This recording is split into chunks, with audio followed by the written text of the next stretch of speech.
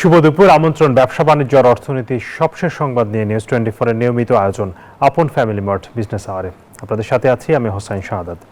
দর্শক, শুরুতে আমরা যেতে চাই চট্টগ্রামে। সেখানে পোলো গ্রাউন্ডে জনসভায় বক্তব্য রাখছেন বিএনপি চেয়ারম্যান তারেক রহমান। সরাসরি চলে যাচ্ছে সেখানে। প্রিয় ভাই বোনেরা, বাংলাদেশের জনসংখ্যার অর্ধেক নারী, এত বিপুল সংখ্যক যেই জনসংখ্যার অর্ধেক নারী, সেই নারীদেরকে আমরা কর্মহীন রেখে আমরা কোনোভাবেই আমাদের এই বাংলাদেশকে আমাদের প্রত্যাশিত লক্ষ্যে নিয়ে যেতে পারবো না। এবং সেই জন্য এই নারীদেরকে দেশনেত্রী খালেদা জিয়া যখন দেশ পরিচালনার দায়িত্বে ছিলেন, তখন আপনারা দেখেছেন উনি স্কুল থেকে শুরু করে ইন্টারমিডিয়েট পর্যন্ত মেয়েদের শিক্ষা ব্যবস্থা ফ্রি করে দেওয়ার ব্যবস্থা করেছিলেন। এটি ধারণা আছে আপনাদের? আমরা সেই নারীদেরকে সেই শিক্ষা ব্যবস্থার ফলে, শিক্ষা ব্যবস্থার ফলে নারীদের একটি বৃহৎ অংশ আজ শিক্ষিত হয়েছে, কিন্তু সেই নারীদেরকে আমরা স্বাবলম্বী করে, অর্থনৈতিকভাবে স্বাবলম্বী করে গড়ে তুলতে চাই। এবং সেই জন্যই আমরা বলেছি, আপনাদের ভোটে ইনশাআল্লাহ আগামী 12 তারিখে বিএনপি সরকার গঠনের সক্ষম হলে আমরা বাংলাদেশের প্রত্যন্ত গ্রামগঞ্জ সহ সকল পরিবারের নারীদের কাছে আমরা ফ্যামিলি কার্ড পৌঁছে দিতে চাই। প্রিয় ভাই বোনেরা, বাংলাদেশ শিক্ষিত হয়েছে, কিন্তু সেই নারীদেরকে আমরা স্বাবলম্বী করে, অর্থনৈতিকভাবে স্বাবলম্বী করে গড়ে তুলতে চাই। এবং সেই জন্যই আমরা বলেছি, আপনাদের ভোটে ইনশাআল্লাহ আগামী 12 তারিখে বিএনপি সরকার গঠনে সক্ষম হলে আমরা বাংলাদেশের প্রত্যন্ত অঞ্চলে গ্রামগঞ্জ সহ সকল পরিবারের নারীদের কাছে আমরা ফ্যামিলি কার্ড পৌঁছে দিতে চাই।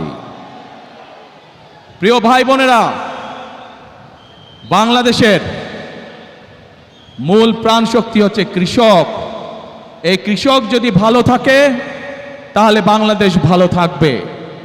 এই বিপুল জনগোষ্ঠীর খাদ্যদ্রব্যের যে ঊর্ধ্বগতি, পণ্যমূল্যের যে ঊর্ধ্বগতি, এই ঊর্ধ্বগতি যদি রোধ করতে হয় তাহলে আমাদেরকে কৃষির উৎপাদন বাড়াতে হবে। এবং কৃষির উৎপাদন বাড়াতে হলে আমাদেরকে কৃষক ভাইদের পাশে, কৃষানী বোনদের পাশে আমাদেরকে দাঁড়াতে হবে। এবং সেই জন্যই আমরা বলেছি, আপনাদের ভোটে ইনশাআল্লাহ আগামী 12 তারিখে বিএনপি সরকার গঠনে সক্ষম হলে আমরা ধীরে ধীরে বাংলাদেশের সকল কৃষকের কাছে, বিভিন্ন উপজেলা সহ সারা বাংলাদেশে খাল, বিল, নদী নালাগুলো বন্ধ হয়ে গিয়েছে। আমরা আপনাদের ভোটের মাধ্যমে 12 তারিখে ইনশাআল্লাহ বিএনপি সরকার গঠনে সক্ষম হলে আমরা সমগ্র বাংলাদেশে খাল কাটা কর্মসূচি চালু করতে চাই। আপনারা কি খাল রাখবেন আমাদের সাথে? খাল রাখবেন? আসলেন তো দেখে কারা কারা? ইনশাআল্লাহ আমরা সকলে হাতে কোদাল দিয়ে খাল খনন শুরু করব, খাল খনন কর্মসূচি, যাতে করে এই দেশ থেকে জলাবদ্ধতা, বন্যার সমস্যা সবকিছু আমরা দূর করতে পারি। প্রিয় ভাই বোনেরা, এই চট্টগ্রামে ইপিজেড আছে এবং এই চট্টগ্রামের বহু মানুষ এই ইপিজেডে চাকরি বাকরি করার মাধ্যমে তাদের জীবিকা নির্বাহ করে থাকেন। আছে না ইপিজেড? তো দেখে কারা কারা? ইনশাআল্লাহ আমরা সকলে দুহাতে কোদাল দিয়ে খাল খনন শুরু করব, খাল খনন কর্মসূচি, যাতে করে এই দেশ থেকে জলাবদ্ধতা, বন্যার সমস্যা সবকিছু আমরা দূর করতে পারি। প্রিয় ভাই বোনেরা, এই চট্টগ্রামে ইপিজেড আছে এবং এই চট্টগ্রামের বহু মানুষ এই ইপিজেডে চাকরি বাকরি করার মাধ্যমে তাদের জীবিকা নির্বাহ করে থাকেন। আছে না ইপিজেড? যে ইপিজেড আছে এবং কে ইপিজেড, এই সবগুলোতে লক্ষ লক্ষ মানুষের কর্মসংস্থানের ব্যবস্থা আছে। প্রিয় ভাই বোনেরা, এই কে ইপিজেড এবং বাকি যে ইপিজেডগুলো আছে, এই সবগুলো আপনাদের নিশ্চয়ই ধারণা আছে কোন সময় হয়েছিল? বিএনপি সরকারের সময়, শহীদ রাষ্ট্রপতি জিয়াউর রহমান এবং দেশনেত্রী খালেদা জিয়ার সময় হয়েছিল। ইনশাআল্লাহ 12 তারিখের নির্বাচনে আপনাদের রায়ে ইনশাআল্লাহ বিএনপি সরকারের গঠনে সক্ষম হলে পরে আমরা এই ইপিজেডের সংখ্যা বৃদ্ধি করব। কে ইপিজেডের মতন আর ওই পিজেটা আমরা তৈরি করব, যাতে আরো লক্ষ লক্ষ তরুণ সমাজের সদস্যরা সেখানে চাকরি সংস্থান করতে পারে, কর্মসংস্থান করতে পারে। প্রিয় ভাই বোনেরা, এই অঞ্চলের মানুষের একটি বড় দাবি আছে, যেই দাবিটির ব্যাপারে বিগত বিএনপি সরকার উদ্যোগ গ্রহণ করেছিল কিন্তু সম্পূর্ণ করে যেতে পারেনি। দেশনেত্রী খালেদা জিয়া উদ্যোগ গ্রহণ করেছিলেন কিন্তু সময়ের অভাবে সম্পূর্ণ করে যেতে পারেনি। আমরা দেখেছি বিগত 15 বছর এই ব্যাপারে কোনো উদ্যোগ কেউ গ্রহণ করেনি। এই উদ্যোগ যদি গ্রহণ করা হয় তাহলে শুধু এই চট্টগ্রামের মানুষ নয়, সমগ্র চট্টগ্রাম সহ সারা দেশে বহু মানুষের কর্মসংস্থান হবে, সারা দেশে ব্যবসা বাণিজ্য অনেক চাঙ্গা হবে, যাতে করে মানুষের কর্মসংস্থান হবে, মানুষ চাকরি ব্যবসা বাণিজ্য করে খেতে পারবে। কি সেটি? বাণিজ্যিক রাজধানী। ইনশাআল্লাহ বিএনপি আগামী 12 তারিখে নির্বাচনে আপনাদের সমর্থনে বিএনপি সরকার গঠনে সক্ষম হলে খালেদা জিয়ার সেই উদ্যোগ যত দ্রুত সম্ভব আগামী বিএনপি সরকার সেটিকে বাস্তবায়ন করবে, যাতে করে এই এলাকার মানুষ ব্যাংকিং সুবিধা সহ সকল কিছু এখানে বসেই কাজ সেরে নিতে পারে। প্রিয় ভাই বোনেরা, 1 মিনিট দাঁড়াও, কথা শোনো, আগে কথা শোনো ভাই, কথা শোনো। প্রিয় ভাই বোনেরা, আমি যে এই সংক্ষিপ্তভাবে আপনাদের সামনে পরিকল্পনার কথাগুলো তুলে ধরেছি, আপনারা কি কম বেশি সবাই শুনতে পেরেছেন, বুঝতে পেরেছেন?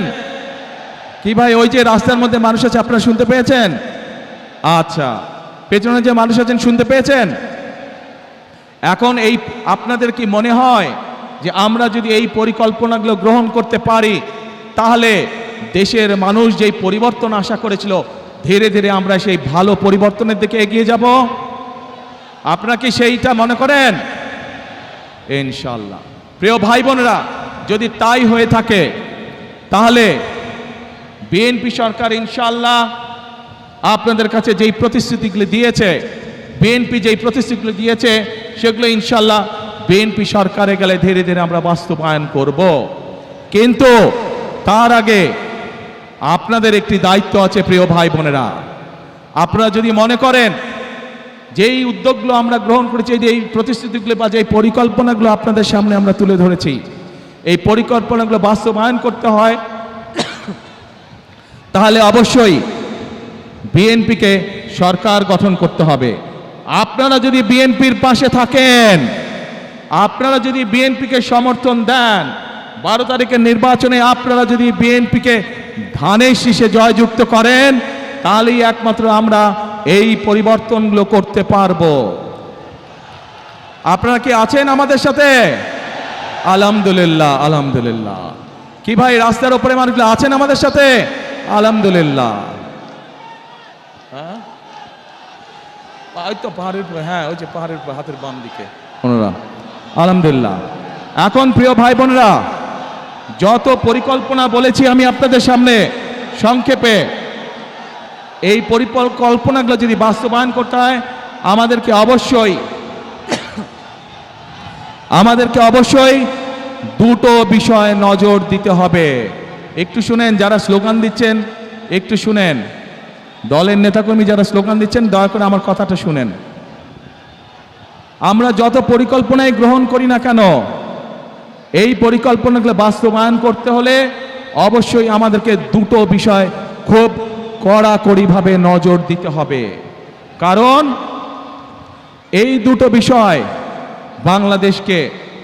বাংলাদেশের জনগণকে তাদের প্রাপ্য অধিকার থেকে বিগত দিনগুলোতে বঞ্চিত করেছে। ভাই বোনেরা, বিগত সময় যখন বিএনপি ক্ষমতায় ছিল, দেশনেত্রী খালেদা জিয়া যখন দেশ পরিচালনা করেছেন, আপনারা দেখেছেন যেই হোক না কেন, আর সেই বিষয় দুটো হচ্ছে, এক, মানুষের নিরাপত্তা, যাতে করে মানুষ নিরাপদে চলাফেরা করতে পারে, ব্যবসা বাণিজ্য চাকরি বাকরি সব করতে পারে। প্রিয় ভাই বোনেরা, বিগত সময় যখন বিএনপি ক্ষমতায় ছিল, দেশনেত্রী খালেদা জিয়া যখন দেশ পরিচালনা করেছেন, আপনারা দেখেছেন যেই হোক না কেন, এমনকি আমাদের দলের অনেক লোক যারা কোনো অনৈতিক কাজে নিজেকে জড়িত করেছে, আমরা তাদেরকেও ছাড় দেইনি। আজ এই দেশের জনগণ, এই দেশের মানুষ যদি বিএনপির পাশে থাকে, ইনশাআল্লাহ আগামী দিনে আমরা একইভাবে কঠোর হস্তে দেশের আইন শৃঙ্খলাকে নিয়ন্ত্রণ করব, যাতে দেশের সাধারণ মানুষ, খেটে খাওয়া মানুষ যাতে করে নির্বিঘ্নে জীবিকা নির্বাহ করতে পারে। প্রিয় ভাই বোনেরা, আমরা যতই পরিকল্পনা গ্রহণ করি, আরেকটি বিষয় আছে, যদি সেই বিষয়টিকে আমরা নিয়ন্ত্রণ না করি তাহলে আমাদের কোনো পরিকল্পনা সফল হবে না। কি সেটি? সেই বিষয়টাও বিএনপি অতীতে প্রমাণ করেছে একমাত্র বিএনপির পক্ষেই সম্ভব সেই বিষয়টিকে নিয়ন্ত্রণ করা, এবং সেটি হলো দুর্নীতি। যে কোনো মূল্যে আগামী বিএনপি সরকার দুর্নীতির টুটি চেপে ধরবে। এই দুটি হচ্ছে আমাদের কমিটমেন্ট এই দেশের মানুষের কাছে।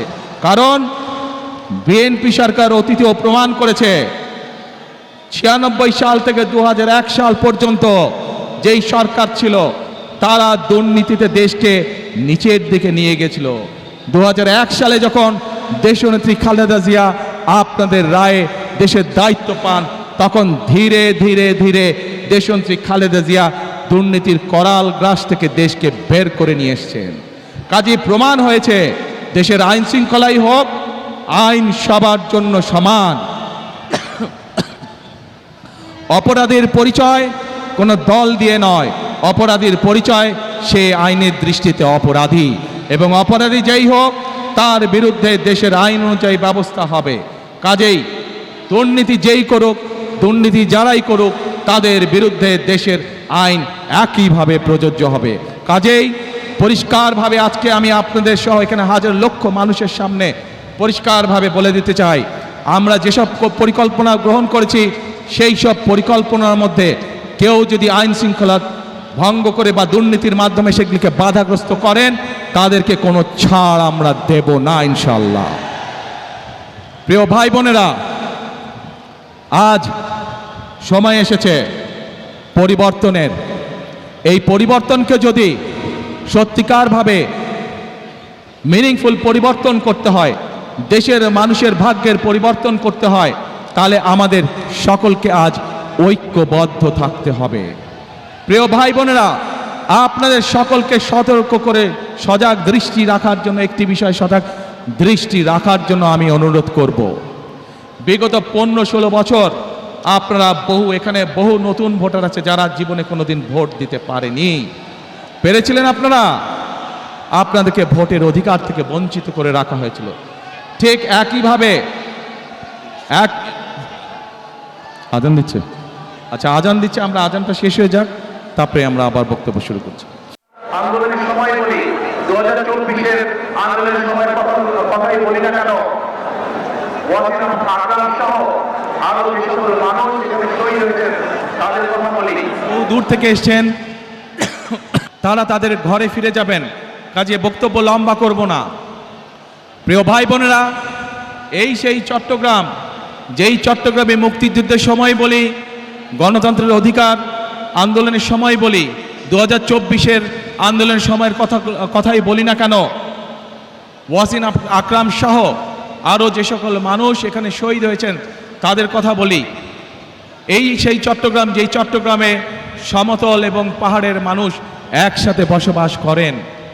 আমরা চাই সমতল এবং পাহাড়ের মানুষ, আন্দোলনের সময় আমরা দেখিনি কে সমতলের মানুষ কে পাহাড়ের সময়, 71 সালে যুদ্ধের সময় আমরা দেখিনি কে সমতলের মানুষ কে পাহাড়ের মানুষ। আমরা চাই সকলকে নিয়ে আমাদের সেই প্রত্যাশিত বাংলাদেশকে গড়ে তোলার জন্য, সে পাহাড়ের মানুষ হোক, সে সমতলের মানুষ হোক, সে ইসলাম ধর্মের মানুষ হোক, সে অন্য কোনো ধর্মের মানুষ হোক, আমরা সকলকে নিয়ে আমাদের প্রত্যাশিত বাংলাদেশকে গড়ে তুলতে চাই। এবং সেই প্রত্যাশিত বাংলাদেশকে যদি গড়ে তুলতে হয়, তাহলে আজকে আমি এখানে আপনারা যে লাখো মানুষ উপস্থিত আছেন, আপনারা সহ আপনাদের মাধ্যমে আপনাদের এলাকার লক্ষ কোটি মানুষের কাছে আমি আহ্বান রাখব, গণতন্ত্রে যারা বিশ্বাস করেন, মানুষের বাক স্বাধীনতায় যারা বিশ্বাস করেন, গণতন্ত্রের স্বাধীনতায় যারা বিশ্বাস করেন, সকলকে আমি আহ্বান জানাবো, ধানের শীষ তথা বিএনপির উপর আস্থা রাখুন। ইনশাল্লাহ ধানের শীষ এবং বিএনপি নির্বাচিত হলে আপনাদেরকে সাথে নিয়ে এই দেশের খেটে খাওয়া মানুষকে সাথে নিয়ে বিএনপি তাদের প্রত্যাশিত বাংলাদেশ গড়ে তোলার কাজে হাত দেবে ইনশাল্লাহ অতীতের মতন। প্রিয় ভাই বোনেরা, সেজন্যই আমি সবসময় একটি কথা বলে থাকি, গড়ব কাজ, গড়ব দেশ, সবার আগে বাংলাদেশ। করব কাজ, গড়ব দেশ, সবার আগে বাংলাদেশ। কাজে আমাদের বাংলাদেশকে যদি আমাদের মতন সুন্দর করে গড়ে তুলতে হয়, তাহলে গণতন্ত্রের পক্ষে সকল শক্তিকে আজ ঐক্যবদ্ধ থাকতে হবে। যে কারণেই ওয়াসিম আকরাম সহ বহু মানুষ তাদের জীবনকে উৎসর্গ করেছেন। তাদের জীবনের মূল্যকে যদি আজ আমাদের তাদের মূল্য দিতে হয়, তাদের জীবনের ত্যাগকে, তাহলে অবশ্যই আজকে আমাদের মানুষের যে প্রত্যাশা, সেই প্রত্যাশা পূরণের জন্য কাজ করতে হবে। এবং যা মাত্র বললাম আমি, ইনশাল্লাহ ধানের শীষের উপর আস্থা রাখুন, ইনশাল্লাহ বিএনপির উপর আস্থা রাখুন। বিএনপি আপনাদেরকে সাথে নিয়ে আপনাদের সেই প্রত্যাশা পূরণে কাজ করবে। প্রিয় ভাই বোনেরা, বিগত 15 বছর যেভাবে আপনাদের রাজনৈতিক এবং অর্থনৈতিক অধিকার ছিনিয়ে নেওয়া হয়েছিল, সেরকম একটি ষড়যন্ত্র আবারও শুরু হয়েছে। আপনাদের প্রতি আমার আহ্বান, এই ষড়যন্ত্র সম্পর্কে সকালে সজাগ থাকবেন, সতর্ক থাকবেন, যাতে আবার আপনাদের অধিকার কেউ ছিনিয়ে নিতে না পারে। আপনাদের ভোটের অধিকার, আপনাদের কথা বলার অধিকার, আপনাদের বেঁচে থাকার অধিকার যাতে আবার কেউ ছিনিয়ে নিতে না পারে। 12 তারিখে নির্বাচন, ইনশাআল্লাহ এই নির্বাচনের দিন আপনাদের কাছে আমার প্রত্যাশা, কখন যাবেন ভোট দিতে? না, এবার ফজরে গেলে হবে না, এবার তাহাজ্জুদের নামাজ পড়ার জন্য উঠতে হবে। তাহাজ্জুদের নামাজ পড়বেন এবং ভোট কেন্দ্রের সামনে গিয়ে, যার যেই ভোট কেন্দ্রের সামনে গিয়ে ফজরের নামাজ জামাত করে আদায় করবেন এবং তারপরে লাইন দিয়ে ভোটের জন্য দাঁড়িয়ে যাবেন যখনই ভোট কেন্দ্র খুলবে। পারবেন ইনশাআল্লাহ? তাহলে কথা একটাই, করব কাজ, গড়ব দেশ, সবার আগে বাংলাদেশ। আল্লাহ হাফেজ। বাংলাদেশ জিন্দাবাদ, বাংলাদেশ জাতীয়তাবাদী দল জিন্দাবাদ। আসসালামু আলাইকুম। চট্টগ্রামের পোলো গ্রাউন্ড মাঠে জনসভায় বক্তব্য রাখছিলেন বিএনপি চেয়ারম্যান তারেক রহমান। আমরা এতক্ষণ সেখানে ছিলাম। এবারে আমরা আমাদের নিয়মিত আয়োজন, বিজনেস আওয়ারের নিয়মিত আয়োজনে যাচ্ছি। আমরা আজকে আলোচনা করতে চাই নির্বাচনী ইশতেহার, প্রতিশ্রুতি ও বাস্তবতা। আমাদের সাথে এই বিষয়ে কথা বলতে স্টুডিওতে উপস্থিত আছেন একজন রাজনীতিবিদ, doctor Asaduzzaman Ripon, vice chairman BNP. আমাদের সাথে জুমে যুক্ত হবেন Saiful Islam, president DBA brokers association. আমরা শুরুতেই জনাব রিপন আপনার কাছ থেকে জানতে চাই, আমরা ছোট করে একটু জানবো যে বিএনপি এখন পর্যন্ত, আমরা কিছুক্ষণ আগে তারেক রহমানের বক্তব্যে আবারও শুনলাম যে নির্বাচনী ইশতেহারের যে প্রতিশ্রুতিগুলো নিয়ে আসছে, আমরা এখনো ইশতেহার আপনারা আনুষ্ঠানিকভাবে ঘোষণা করেননি, তবে কি থাকতে যাচ্ছে মোটা দাগে আমরা হয়তো ধারণা পেতে যাচ্ছি। বিশেষ করে অর্থনৈতিক পুনরুদ্ধার, কর্মসংস্থান, নারীর ক্ষমতায়ন, এই জায়গাগুলোতে বিএনপি গুরুত্ব দিচ্ছে। যেখানে সবচেয়ে বেশি বলা হচ্ছে যেটা নিয়ে, সেটা হচ্ছে ফ্যামিলি কার্ড। এই যে 4 কোটি ফ্যামিলি কার্ড যেটি দেওয়া হচ্ছে, এটি নিয়ে এক ধরনের সমালোচনাও তৈরি হয়েছে যে এই 4 কোটি ফ্যামিলি কার্ড প্রতি পরিবারকে 2500 টাকা করে, এটি আসলে বাস্তবসম্মত কিনা, সরকারের রাষ্ট্রের সক্ষমতা সেই জায়গায় আছে কিনা, সেটা নিয়ে আপনাকে জানতে চাই। ধন্যবাদ আপনাকে। পার্টির যারা নীতি নির্ধারণ করেন, এই যে কর্মসূচিটা তৈরি করেছেন, আই থিঙ্ক নিশ্চয়ই মানে তাদের একটা ক্যালকুলেশন আছে। আপনি যেটা বললেন, যেটা বাস্তবতা কিনা, সক্ষমতা আছে কিনা, সরকারে গেলে ডেলিভারি দেওয়া সম্ভব কিনা ইত্যাদি। যদি প্রথমত আমি আমাদের পার্টি চেয়ারম্যান তারেক রহমান সাহেবের বক্তব্য শুনছিলাম, তিনি চট্টগ্রামে ভাষণ দিচ্ছিলেন, সেখানে তিনি দুর্নীতির বিরুদ্ধে অনেক কঠিন শব্দগুলো উচ্চারণ করেছেন। আপনি যদি দুর্নীতিগুলো যদি আপনি 50%ও কমিয়ে দিতে পারেন, এই যে ফ্যামিলি কার্ডের কথা, এটার উপকারভোগী কারা? জনগণ নাকি? আর আপনার দুর্নীতির বেনিফিশিয়ারি কারা? ব্যক্তি, গোষ্ঠী, সামষ্টিক অর্থে তো না। আচ্ছা, এখন আপনি যদি দুর্নীতির লাগাম টানতে পারেন, তাহলে তো আপনার পক্ষে করা সম্ভব না তা না। আমি যদি বলি বাংলাদেশের স্বাস্থ্য খাতে, আমি স্বাস্থ্য বিষয়ে কিছু পড়াশোনা আমার আছে স্বাস্থ্য ব্যবস্থাপনা নিয়ে, সেই জন্য আমি যেটা বলতে চাই সেটা হচ্ছে আপনার বাংলাদেশের যতটুকু স্বাস্থ্য খাতে বরাদ্দ হয়, এটা যদি চুরি চামারি দুর্নীতি ঘাটে ঘাটে পদে পদে পথে পথে যদি দুর্নীতিগুলো না হতো, তাহলে বাংলাদেশের মানুষকে অনেক অনেক মানে 10 গুণ আপনার সার্ভিস দেওয়া সম্ভব ছিল। তো তেমনি আপনি ফ্যামিলি কার্ডের কথা বললেন, এই যে একটা প্রতি পরিবারে একজন নারী ফ্যামিলি কার্ডের বিপরীতে তিনি যেই মানে সহযোগী রাষ্ট্রের যে সহযোগিতাটা তিনি পাবেন, এই টাকাটা ইনিশিয়ালি হিসাব করলে মনে হবে প্রায় অনেক মানে প্রায় 1 লাখ কোটি টাকা, প্রায় 1 লক্ষ কোটি, 1 লক্ষ কোটি বা 1 লক্ষ কোটি প্লাস। আচ্ছা, তো 1 লক্ষ কোটি টাকা কি আমাদের দেশ থেকে পাচার হয় না প্রতি বছর? চুরি হয় না? হয়তো।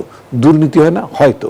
যেমন আজকে আমি অনলাইনে একটা দেখছিলাম, মন্ত্রীদের বাসভবন নির্মাণের জন্য 786 কোটি অ্যারাউন্ড 800 crores টাকার একটা মানে ব্যয় বরাদ্দ ধরেছে। আমার বাড়ি মুন্সিগঞ্জে, তো আমাদের দেশে একটা প্রবচন আছে, গ্রামের লোকরা বলে আকামের বউ কদু কোটার জম।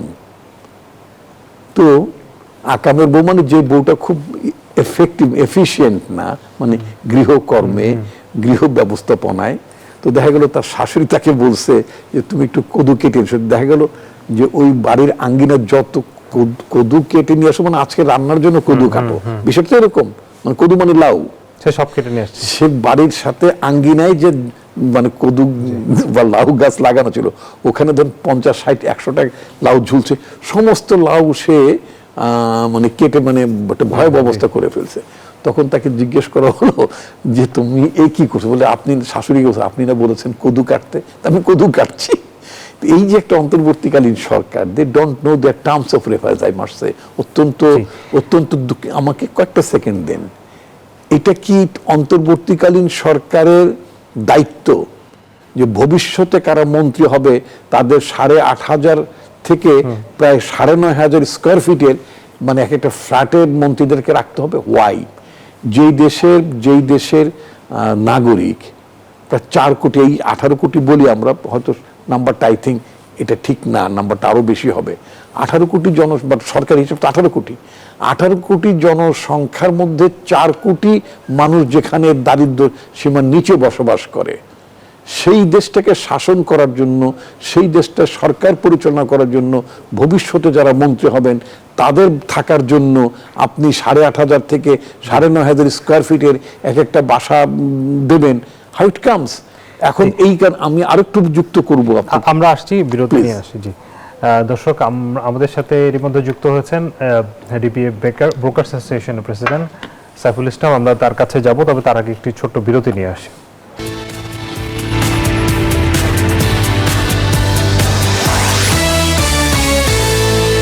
বিরতির পর আবারও স্বাগত জানাচ্ছি আপন ফ্যামিলি মার্ট বিজনেস আওয়ারে। আমরা এই পর্যায়ে যাব, জনাব সাইফুল ইসলাম আছেন আমাদের সাথে, ডিবিএ ব্রোকার্স অ্যাসোসিয়েশন।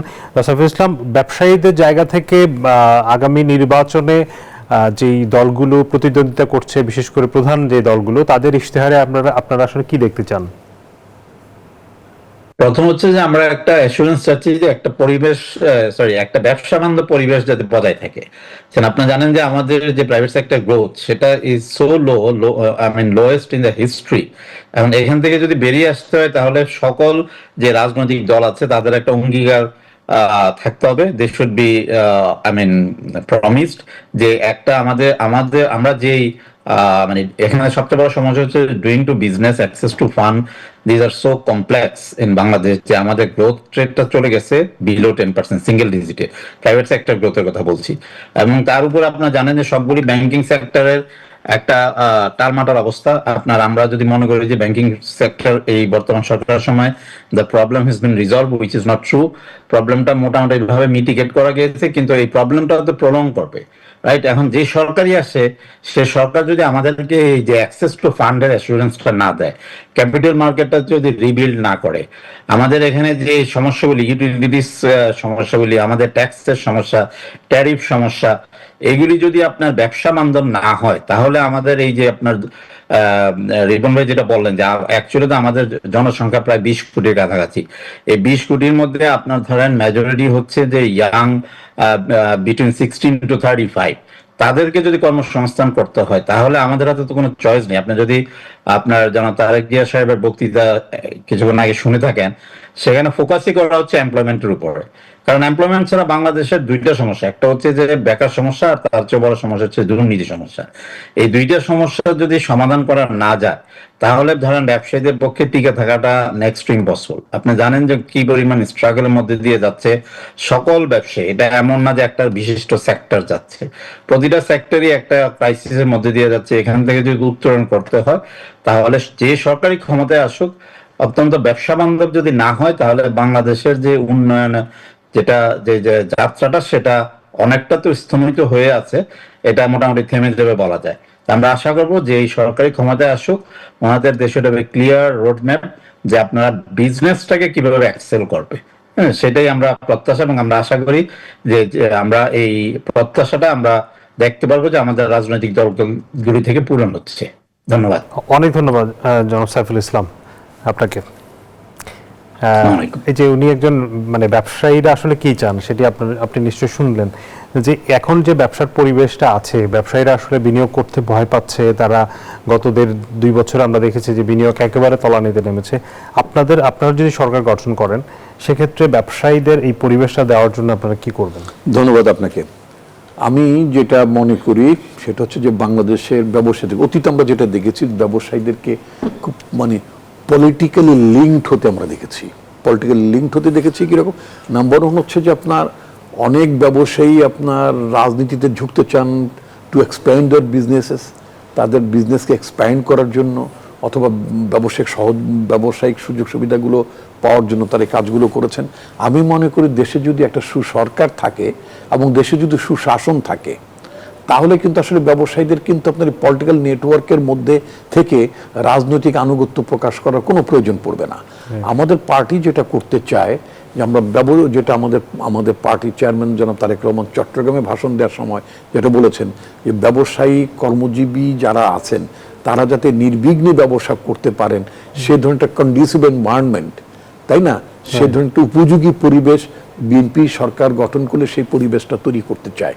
সে একটা হচ্ছে যে ভীতির পরিবেশ নয়, ব্যবসায়ীদেরকে ভয় ভীতি দেখানো নয়, ব্যবসার ক্ষেত্র যাতে তারা বাড়াতে পারেন, কর্মসংস্থান যাতে তারা সৃষ্টি করতে পারেন, বিনিয়োগ যাতে আমি মানে লোকাল ইনভেস্টরদের কথা বলছি, তারা যাতে এখানে ইনভেস্টমেন্টে যারা উৎসাহিত মানে হতে পারেন।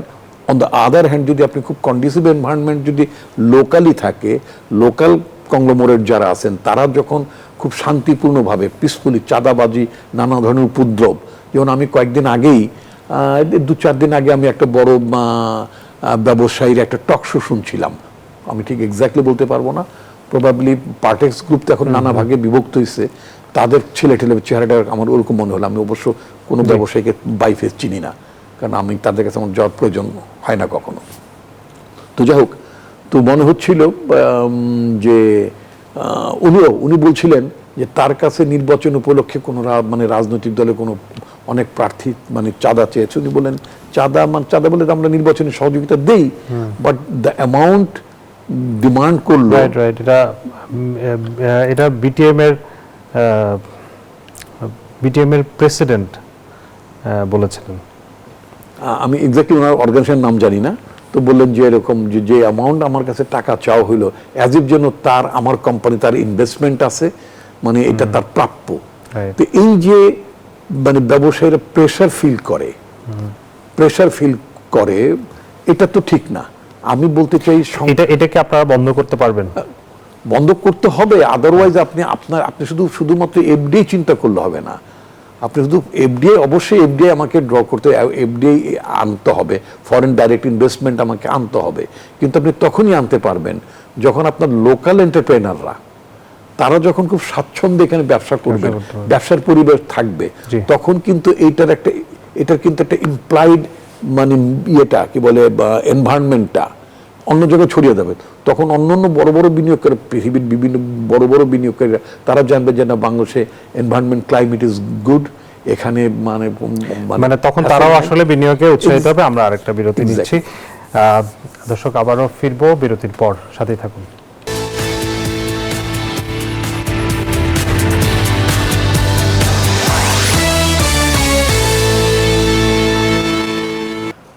স্বাগত আরও একবার বিজনেস আওয়ারে নির্বাচনী ইশতেহার এবং প্রতিশ্রুতি ও বাস্তবতা নিয়ে আমরা কথা বলছিলাম। আমাদের সাথে আছেন doctor Asaduzzaman Ripon, vice chairman BNP. আপনার কাছে আবারও জানতে চাই, আমরা দেখতে পাচ্ছি যে সাম্প্রতিক সময়ে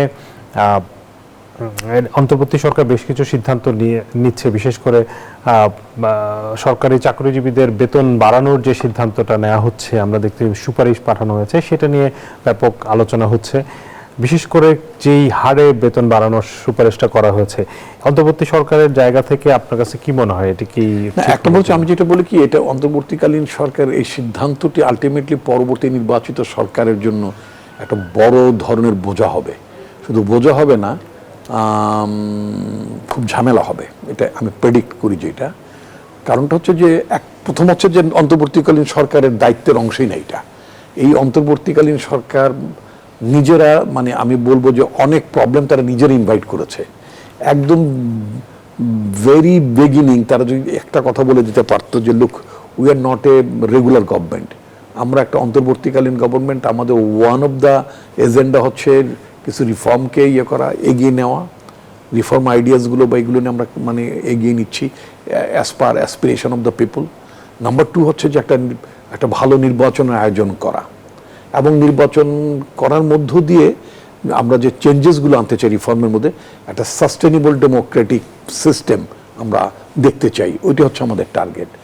তো আমাদের এই বেতন বাড়ানো, বিভিন্ন গ্রুপের আনসারদের দফা দাবি, শিক্ষকদের দফা দাবি, হোয়াটএভার যতগুলো যে ট্রাবলগুলো হয়েছে, যে যমুনা কেন্দ্রিক যতগুলো ঘেরাও মেরাও পদযাত্রা যেগুলো হয়েছে, এগুলো আমি মনে করি অ্যাবসলিউটলি অন্তর্বর্তীকালীন সরকার ইনভাইট করেছে। মানে তাদের এটা কি ইন্টেনশনালি অথবা মানে না বোঝার কারণে আমি সেটা বলবো না, কিন্তু আমি বলবো এগুলো ইজিলি পরিহার করে তাদের অন্যান্য কর্মকাণ্ডগুলো স্বাভাবিকভাবে করতে পারতেন। যে নয়েজ, যে ডিস্টারবেন্স, যে প্রেশারগুলো ছিল, এগুলোতে ইজিলি তারা ওভাররুল করতে পারতেন। আচ্ছা, সেটা তারা করেননি। এগেইন আমরা যেটা দেখতে পেলাম, একটা নির্বাচিত সরকার আসার মাত্র অপেক্ষা আছে লেস দেন 20 ডেজ। আজকে ধরি যদি আজকে মানে 25 আছে, আর মাত্র মানে কয়দিন, মানে 5 দিন। আজকের দিন তো চলেই গেল, 5 দিন, আর নির্বাচনী ক্যাম্পেইনের শেষ হচ্ছে 9 দিন, 9-এর পর 2 দিন, জাস্ট 2 উইকস। আর আপনি ডিসিশনের আরো 3-4 দিন আগে বেতন বাড়ালেন। তো বেতন বাড়ালে এটা ইম্প্যাক্ট প্রাইভেট সেক্টরে পড়বে না? পড়বে তো, ইনফ্লেশনের উপর পড়বে। হ্যাঁ, তো নির্বাচিত সরকার আসার পরে আপনার তো এমনি তো মানে বিএনপির কি অনেক মিত্ররা মাঠে আছে, অনেকেই কি চায় যে বিএনপি জিতুক, ষড়যন্ত্র তো আছে। এখন দেখা গেলো নির্বাচিত সরকার আসার পরে দেখা গেলো যে গ্রুপ অফ পিপুল আপনার উস্কানি দিচ্ছে যে তোমাদের বেতন অন্তর্বর্তীকালীনরা বেতন বাড়াই দিয়ে গেছে, এখন এই সরকার কাছে বেতন করতেছে। এখন বেতনটা, আপনি তো প্রাইভেট সেক্টরে, আপনি এন্টারপ্রেনার, বেতনটা দিতে হবে আপনাকে। আমি গভর্নমেন্ট, আমি তো বেতনটা দিচ্ছি না ইনিশিয়ালি, তাই না? তো আপনি কি করলেন? তো চাপটা তো আসবে তখন এই গার্মেন্টস সেক্টর থেকে শুরু করে বিভিন্ন প্রাইভেট সেক্টরে, যে চাপটা আসবে ইনিশিয়ালি, সেই চাপটা মোকাবেলা করা। এমনি তো অর্থনীতিটা অনেকটা ভঙ্গুর অবস্থার মধ্যে আছে, বিনিয়োগ নাই, এবং এটার জন্য তো অন্তর্বর্তীকালীন সরকার দায়ী না। প্রচুর পরিমাণ টাকা পাচার হয়ে গেছে। এই ধরনের একটা অর্থনৈতিক অবস্থা এই সরকার, এই সিদ্ধান্তটা আসলে খুবই, এই সরকার তো বলতে পারতো যে এত হাজার কোটি টাকা, এত লক্ষ কোটি টাকা দেশটা পাচার হয়ে গেছে, we are not in a position to fulfil your demand, we need to get the time, বলতে পারতো। এবং এই কথাটা আমাদের ইলেক্টেড গভর্নমেন্ট যে কথাটা বলে, সেটার পত্র বন্ধ করে দিয়ে গেল। অনেক ধন্যবাদ জনাব আসাদুজ্জামান রিপন আমাদেরকে সময় দেওয়ার জন্য। দর্শক, আপনাদেরকে ধন্যবাদ জানাচ্ছি। আজকের মতো বিজনেস আওয়ার এখানে শেষ করছি। সবাই ভালো থাকবেন।